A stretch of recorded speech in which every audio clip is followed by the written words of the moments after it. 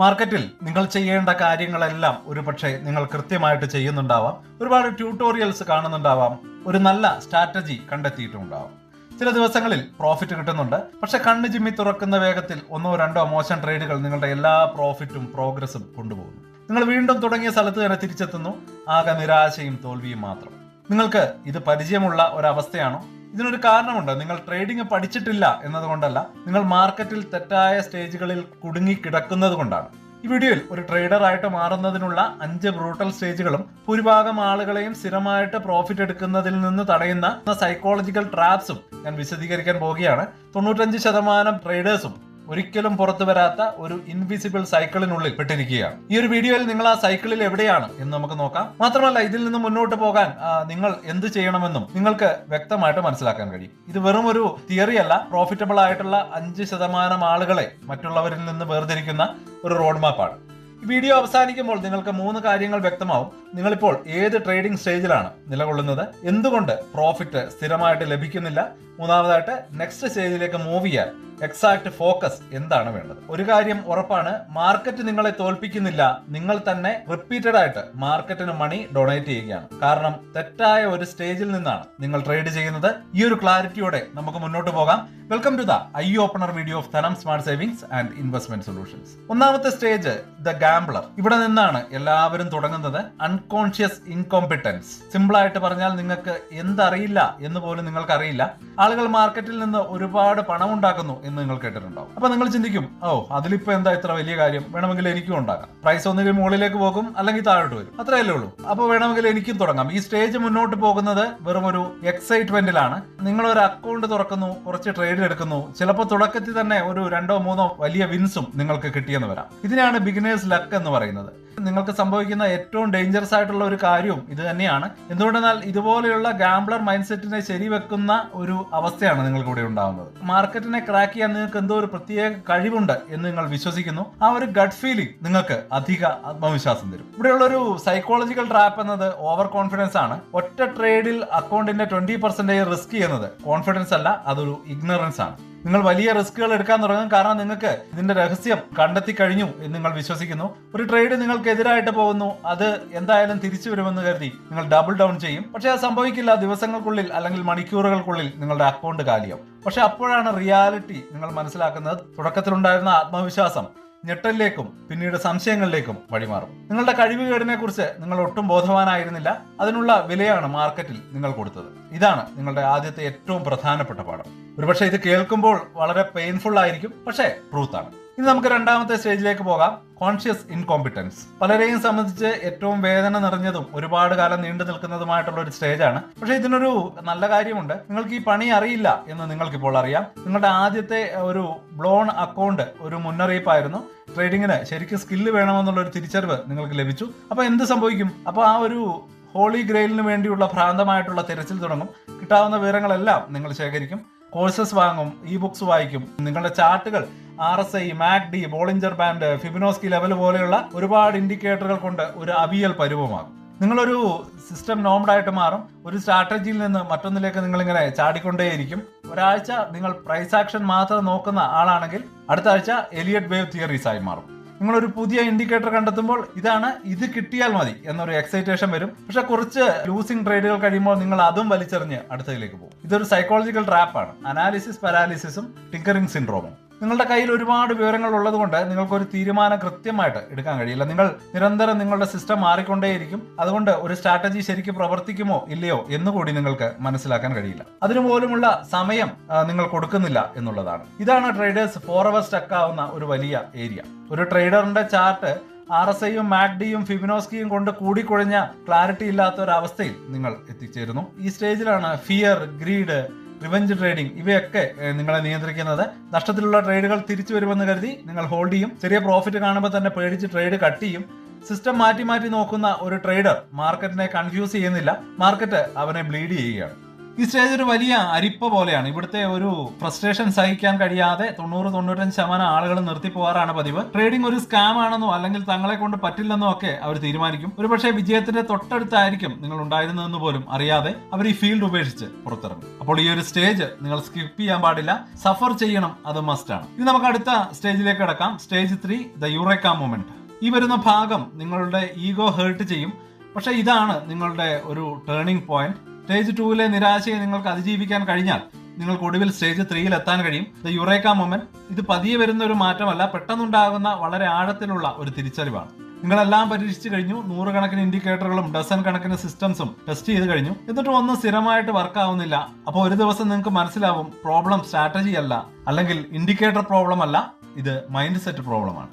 Trading എന്നത് ഒരു prediction അല്ല, അത് പ്രോബബിലിറ്റിയുടെയും അതുപോലെ തന്നെ റിസ്ക് മാനേജ്മെന്റിന്റെയും കളിയാണ് എന്ന് നിങ്ങൾ ഒടുവിൽ മനസ്സിലാക്കും. നിങ്ങൾക്ക് നഷ്ടങ്ങൾ സംഭവിക്കുമെന്നും അത് കുഴപ്പമില്ലാത്ത ഒരു കാര്യമാണെന്നും നിങ്ങൾ ഉള്ളിൽ തട്ടി അംഗീകരിക്കും. ഒരു ലോസ് നിങ്ങളുടെ കഴിവിന്റെയോ അല്ലെങ്കിൽ മൂല്യത്തിന്റെയോ അളവുകോലല്ല, അതൊരു ബിസിനസ് എക്സ്പാൻഷൻ മാത്രമാണ്.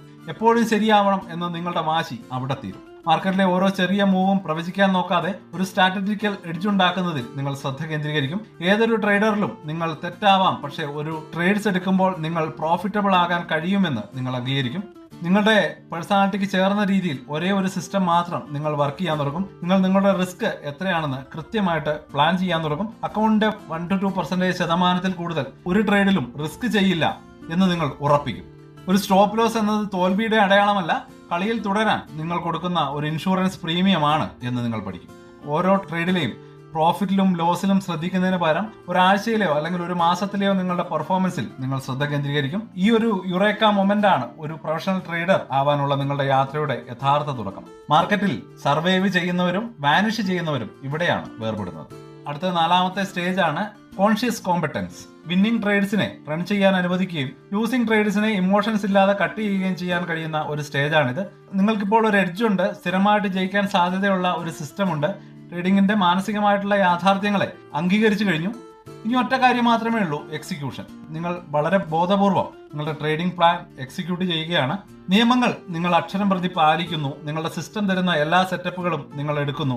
ഓരോ ട്രേഡിലും റിസ്ക് മാനേജ് ചെയ്യുന്നു. ജയിക്കുന്ന ട്രേഡേഴ്സിനെ പോലെ തന്നെ എളുപ്പത്തിൽ നിങ്ങൾ തോൽക്കുന്ന ട്രേഡ്സും അക്സെപ്റ്റ് ചെയ്യുന്നു. കാരണം നിങ്ങളുടെ സിസ്റ്റം ദീർഘകാല അടിസ്ഥാനത്തിൽ പ്രോഫിറ്റബിൾ ആണ് എന്ന് നിങ്ങൾക്ക് വിശ്വാസമുണ്ട്. നിങ്ങൾ നിങ്ങളുടെ വിന്നേഴ്സിനെ റൺ ചെയ്യാൻ അനുവദിക്കുന്നു. ലൂസേഴ്സിനെ ഒരു മടിയുമില്ലാതെ കട്ട് ചെയ്യുന്നു. ഇവിടുത്തെ ഒരു സൈക്കോളജിക്കൽ ട്രാപ്പ് കുറച്ച് സട്ടിലാണ്. Performance anxiety. നിങ്ങൾ ബ്രേക്ക് ഈവനിലോ അല്ലെങ്കിൽ ചെറിയ പ്രോഫിറ്റിലോ എത്തിക്കഴിഞ്ഞു. ഇപ്പോ നിലനിർത്താനുള്ള ഒരു പ്രഷർ നിങ്ങൾക്ക് തോന്നും. ഒരു ദിവസത്തെ നഷ്ടമോ അല്ലെങ്കിൽ ഒരു മോശം ആഴ്ചയോ സ്റ്റേജ് 2-ലെ നിങ്ങളുടെ പഴയ പേടികളെ തിരികെ കൊണ്ടുവന്നേക്കാം. ഒരുപക്ഷെ നിങ്ങളുടെ പ്ലാൻ തന്നെ ഉപേക്ഷിക്കാൻ അത് നിങ്ങളെ പ്രേരിപ്പിച്ചേക്കാം. ഡിസിപ്ലിൻ ആണ് ഇവിടെ എല്ലാം. നിങ്ങളൊരു സ്ട്രിക്റ്റ് ഡെയിലി റുട്ടീൻ ഉണ്ടാക്കുന്നു, അത് ഫോളോ ചെയ്യുന്നു. പ്രീ മാർക്കറ്റ് പ്രിപ്പറേഷൻ, മാർക്കറ്റ് സമയത്ത് പ്ലാൻ എക്സിക്യൂട്ട് ചെയ്യുക, മാർക്കറ്റിന് ശേഷം ജേർണൽ റിവ്യൂ ചെയ്യുക.